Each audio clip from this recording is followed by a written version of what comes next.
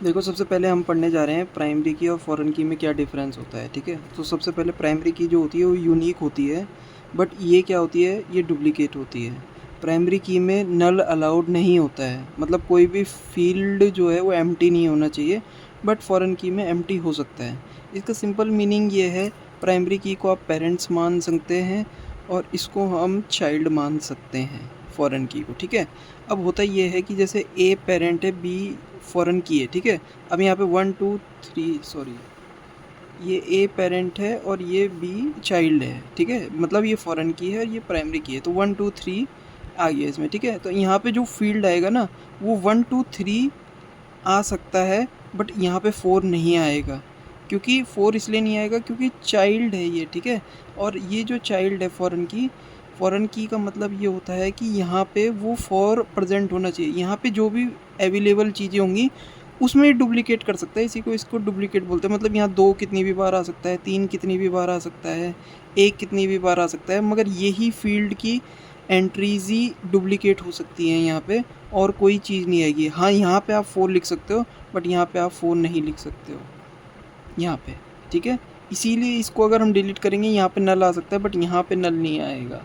तो इसको बोलते हैं हम प्राइमरी की, इसको बोलते हैं फॉरेन की। एक एग्जांपल समझते हैं इसका। ठीक है, अब ये दो टेबल है हम पे, एक ए टेबल है, एक बी टेबल है। ठीक है, बी यहाँ पे ये बोल रहा है जो ये सी वाला है ये फॉरेन की है ए टेबल की ए में, मतलब ये इसको कर रहा है, यानी कि ये जो ए है ये प्राइमरी की हो गई और ये हो गया आपका फॉरेन की। ठीक है, अब मैंने आपको बताया था फॉरेन की में वही एंट्रीज हो सकती हैं जो कि प्राइमरी की में अवेलेबल होंगी, यानी कि 1 3 5 ही यहाँ एंट्री हो सकती है। देखो 1 3, 2 बार 3 आ गया, 1 बार 5 आ गया, कोई दिक्कत की बात नहीं है।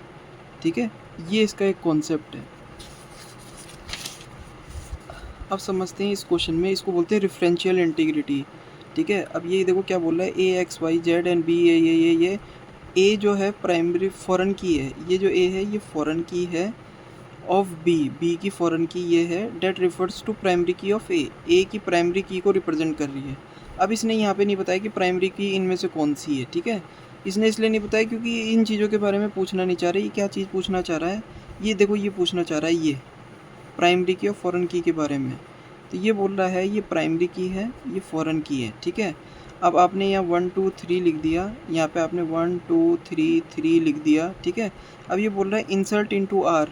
आर क्या है यहाँ पे, ओ आर नहीं होगा यहाँ पे होगा ए, यहाँ पे होगा आपका बी, और यहाँ पे होगा ए, और यहाँ पे होगा बी, इस क्वेश्चन के हिसाब से। ठीक है, तो अब क्या है, देखो इंसर्ट इनटू ए में हम यहाँ प्राइमरी की में इंसर्ट कर सकते हैं कोई भी वैल्यू, बिल्कुल कर सकते हैं, 100% प्राइमरी की में वो हो सकती है, यानी कि ये सही ऑप्शन है।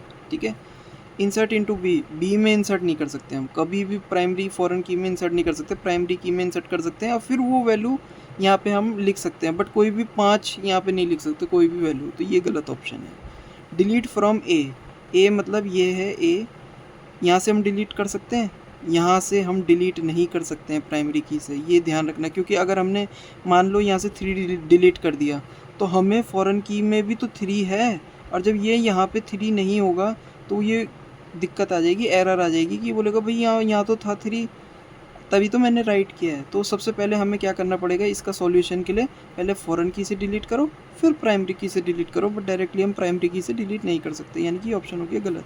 ये बोला डिलीट फ्रॉम बी, बी ये था, यस यहाँ से बिल्कुल सही बोला, पहले यहाँ से डिलीट कर दो, डिलीट कर सकते हैं यहाँ से, तो ये 2 ऑप्शन आपके सही हो गए। ठीक है, इसी पे बेस्ड है आपका PYQ ये वाला क्वेश्चन। ठीक है, कहाँ गया क्वेश्चन, इसी पे बेस्ड है आपका PYQ का क्वेश्चन। ठीक है, ये रहा 2.4, ये इंसर्ट इनटू आर, एक बार इसको ध्यान से समझना। ठीक है।